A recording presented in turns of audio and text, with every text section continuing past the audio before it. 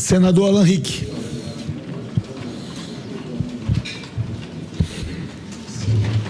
Presidente Davi Alcolumbre, Dr. Paulo Gonet, ministro Flávio Dino. Eu gostaria de iniciar minha fala fazendo alusão a Montesquieu, quando, no capítulo 6º do Espírito das Leis, ele diz o seguinte: tampouco existe liberdade se o poder de julgar não for separado do poder legislativo e do executivo. Se estivesse unido ao poder legislativo, o poder sobre a vida e a liberdade do cidadão seria arbitrário, pois o juiz seria legislador. Se estivesse unido ao poder executivo, o juiz poderia ter a força de um opressor. Tudo estaria perdido se o mesmo homem ou o mesmo corpo dos principais ou dos nobres ou do povo exercesse os três poderes: o de fazer as leis, o de executar as resoluções públicas e o de julgar os crimes ou as querelas entre particulares. Vejam qual pode ser a situação de um cidadão nestas repúblicas. O mesmo corpo de magistratura possui, como executor das leis, todo o poder que se atribui como legislador. Pode arrasar o Estado com suas vontades gerais e, como também possui o poder de julgar, pode destruir cada cidadão com suas vontades particulares.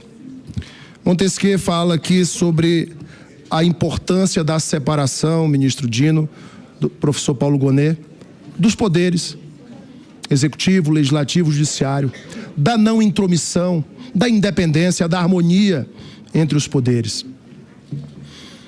Infelizmente, vivemos um momento de assodamento dessas relações. O Supremo Tribunal Federal constantemente invade prerrogativas e competências do Congresso Nacional. Isto é fato. Fato grave que leva o Senado a se posicionar. E com muita altivez, senadora Damares, aprovamos recentemente nesta casa a PEC número 8 de 2021, que estabelece limites para o poder das decisões monocráticas de um só ministro.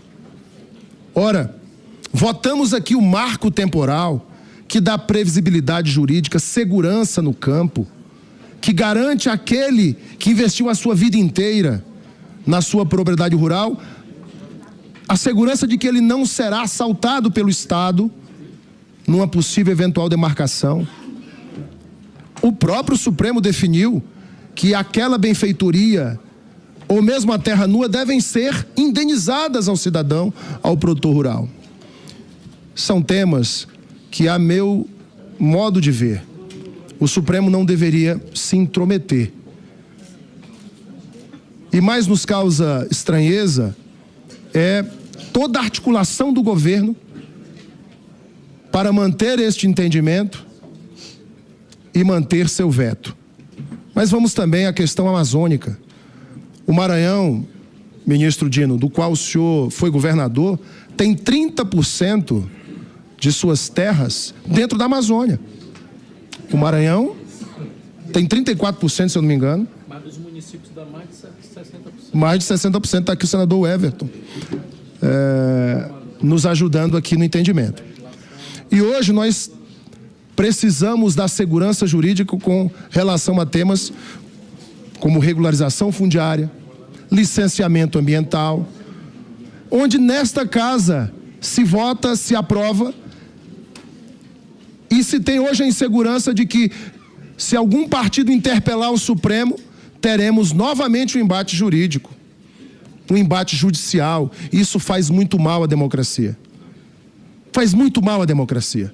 Não é isso que o povo brasileiro quer. Foi por isso que os brasileiros elegeram deputados e senadores, para que pudessem votar e aprovar as matérias com o interesse público em primeiro lugar, conforme a vontade da maioria.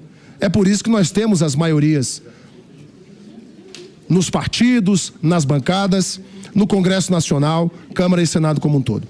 Dito isto, eu gostaria de fazer as seguintes perguntas ao ministro Flávio Dino também as transfiro ao professor Paulo Gonet. O ministro Flávio Dino, Vossa Excelência já se referiu ao Supremo como órgão político, numa crítica ao ativismo judicial.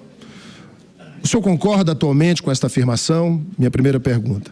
Em caso positivo, o que o senhor pretende fazer como ministro da Suprema Corte, em caso de sua aprovação, para combater isso, a combater o ativismo judicial? Em caso negativo, o que ensejou a sua mudança de opinião? A primeira pergunta ao senador Flávio Dino. Vossa Excelência também já defendeu o voto auditável e impresso, a existência de um mandato fixo para ministro da Suprema Corte e a necessidade do debate sobre o sigilo dos votos dos ministros do Supremo Tribunal Federal. Qual é a opinião de Vossa Excelência sobre esses temas? Faço minhas as palavras também do senador Efraim. Temas como aborto, liberação de drogas ilícitas, que são caros ao parlamento e à sociedade brasileira, que elegeu parlamentares para julgarem dentro do debate político aquilo que acham correto e justo em relação a essas matérias. E o povo brasileiro já decidiu. O povo brasileiro é contra o aborto e é contra a liberação de drogas ilícitas, porque são males terríveis que podem relativizar os valores de uma sociedade. Quero encerrar fazendo mais uma pergunta. Vossa Excelência, sobre o marco temporal de terras indígenas, também já se pronunciou, mas disse nesta casa e em outras oportunidades que se despiria da toga ou da roupa de ministro da Justiça, de político, e vestiria a roupa do juiz, do magistrado, a toga de ministro do Supremo Tribunal Federal. Estamos em campos políticos opostos. Sou um senador de direita e busco ser justo, e um homem não se separa de suas convicções, a não ser que se arrependa delas. Senador Davi Alcolumbre.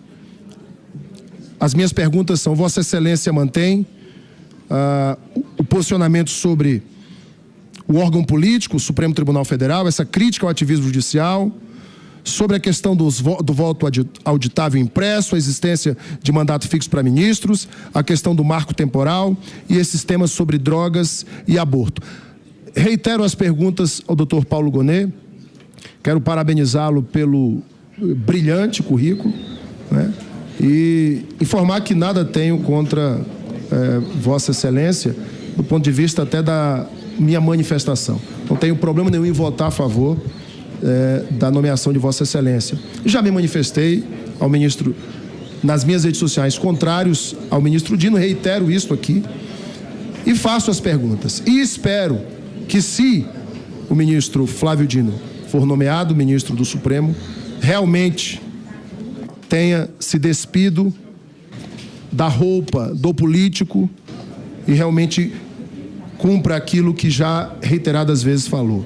São as minhas perguntas. Muito obrigado, presidente Davi Alcolumbre. Concedo a palavra ao senador Flávio Dino.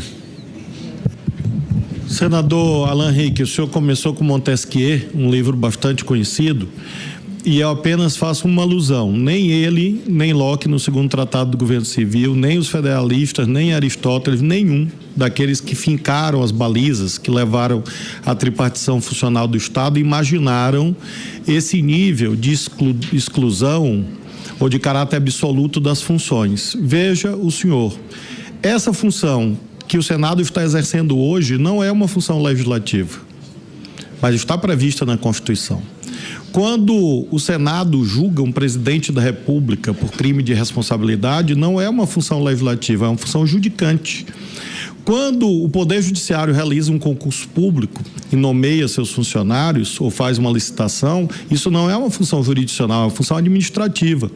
O que eu quero dizer a Vossa Excelência, para uma reflexão posterior, é que a teoria da tripartição funcional do Estado, ela não tem essa rigidez. Na verdade, ela exige que haja as ingerências recíprocas, exatamente para que haja os controles externos que são legitimadores da noção aristotélica de governo moderado. Então, quando Vossa Excelência alude, por exemplo, ao Supremo fazer isto ou aquilo, eu defendo estritamente o que está no artigo 102 da Constituição. Esse debate sobre ativismo nos Estados Unidos, que surgiu o termo em 1947, é muito curioso, porque se nós olharmos bem, desde o alvorecer dos Estados Unidos, a Suprema Corte daquele país foi ativista. Ora para um lado, ora para o outro. Eu lembro do New Deal, as políticas de Roosevelt para enfrentar a crise de 29. Elas foram fortemente embaraçadas pela Suprema Corte em posições ativistas, contra as posições do presidente da República e do Congresso. E foi um debate muito intenso nos anos 30 nos Estados Unidos, que definiu, inclusive, uma viragem hermenêutica, jurisprudencial que se deu nos anos 50 e 60 naquela corte. Então, lembro sempre, os poderes exercem funções típicas e funções atípicas. E por isso, claro, todo mundo deve seguir a regra do equilíbrio, que é a Constituição.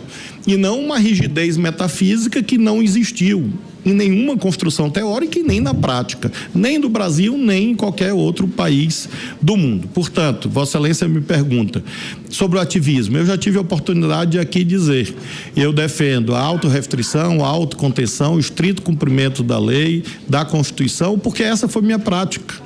Quando eu fui juiz, 12 anos, agia assim. E não por bondade apenas que eu tenho, mas por compreensão de que um juiz não é eleito. E na medida que ele não é eleito pelo voto direto, ele extrai a sua legitimação do cumprimento das pautas genéricas, impessoais, que nós chamamos de leis, para legitimar os seus pontos de vista. Porque senão ele seria um ditador. Então, essa é a minha visão filosófica desde sempre, né? Desde 1994, enfim. Sobre voto impresso, eu já tive a oportunidade de expor que a atual forma do voto impresso é auditável. O TSE fez aprimoramentos ao longo dos últimos 10 anos, inclusive com dosimetria, com biometria e outros procedimentos que, a meu ver, deram segurança à urna eletrônica. Apenas reitero que eu já respondi mais longamente algumas horas atrás. Em relação ao mandato, eu também respondi apenas de modo sumário em homenagem a Vossa Excelência. Lembro que a aposentadoria compulsória é uma espécie de mandato e que, evidentemente, é legítimo que o Parlamento debata outros mandatos, assim como em algum momento esse Congresso estendeu o mandato. No momento em que mudou a aposentadoria compulsória de 70 para 75, o que fez? O Congresso Nacional, este Congresso, fez com que o magistrado nomeado aos 45 anos fique 30 anos na Suprema Corte. Quem produziu isso não foi o Supremo, foi o Congresso Brasileiro. Então, sempre é um debate legítimo de ser feito aqui. Em relação também ao sigilo do voto no Supremo, não. Eu aludi ao sistema per curiam. Per curiam é um sistema que os tribunais constitucionais adotam. O Brasil adota o sistema seriatim. Pode rever? Pode, mediante emenda constitucional. Foi isso que eu fiz alusão e aqui reitero.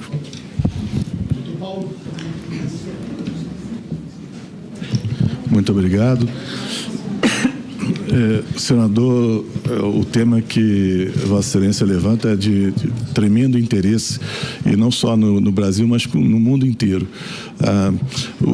Com certeza de que o mundo hoje não é tão não é igual àquele em que Montesquieu escreveu O Espírito das Leis, e até a existência da jurisdição constitucional torna o assunto muito mais gris, muito mais acinzentado. Os limites dos poderes se tornam bem menos nítidos com o desenvolvimento do direito e da própria democracia nos últimos anos. Um dado interessante, um outro pensador jurídico, Hans Kelsen, advertia que na hora que as constituições elas se materializassem, quer dizer, elas incorporassem valores morais, valores filosóficos e, sobretudo, termos que não são unívocos, haveria esse debate dos limites da atuação da jurisdição constitucional. Porque se o juiz é obrigado a aplicar a Constituição e a Constituição usa termos como devido processo legal, que não tem uma definição precisa, fala em proibição de penas cruéis, novamente um termo amplo, fala sobretudo em dignidade da pessoa humana, um tema tão divisivo até mesmo para os filósofos. Ela chama para o jurista trabalhar numa pauta que deveria ser do que a gente esperava que fosse do legislador, se não da sociedade civil, falando livremente.